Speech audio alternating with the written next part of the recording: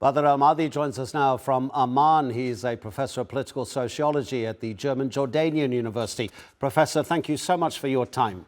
Everybody is asking the same question about whether the fact that, look, the cynics are saying these are white people who are helping and they've been killed by the Israelis. Will that therefore make a difference to Israel's foreign supporters? No, I don't think so. That because the Israelis, they don't care about the color of the people who are helping or actually where they are coming from.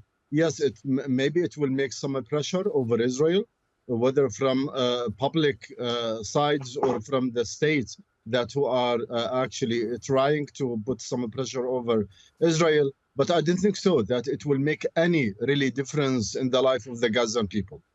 The White House says it doesn't believe that what happened on Monday will affect the ceasefire negotiations.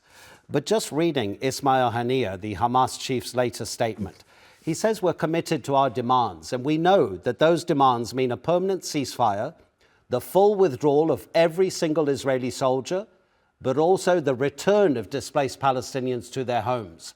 They're sticking to their demands as they were from the very first day for a ceasefire. Do you think Hamas needs to be more flexible? I think already Hamas been flexible because at the beginning they were talking about the empty of the prisons in Israel, where they were asking to release all of the Palestinian actually prisoners there. They never asked about freeing Gaza Strip from the Israeli. Right now they are talking about that. They were never talked about uniting Gaza again. Actually, this is the first time that the Gazan leaders or Hamas leaders, they are talking about these issues. I don't think so. Hamas, they can offer more than what they are offering right now for the Israeli, because Netanyahu, what he needs, actually, he needs to destroy Gaza, to destroy any national resistance in Gaza, and he does not want to actually give any chance for reproducing any national resistance from Gaza Strip, and that it will maybe threatening the Israeli existence in the future. Can I take you back to the Israeli strikes that hit the Iranian consulate in Damascus a few days ago? 13 people inside that building were killed, two of them very senior Iranian military commanders. What's your analysis when people say Israel is trying to provoke Iran into some kind of military reaction because it specifically wants to attack Iran? Yeah, I think this is what the Israelis are planning, but the Iranian decision makers are very smart. They will not get in a confrontation with the Israeli military. Actually, the Israeli and the American are attacking the Iranian since long time. The big names, figures from the Iranian side, but Iran will not. Actually, Iran always want to do a proxy war through their arms, whether in Hezbollah in Lebanon or Houthi in Yemen or the Hashid Sha'bi actually in Baghdad.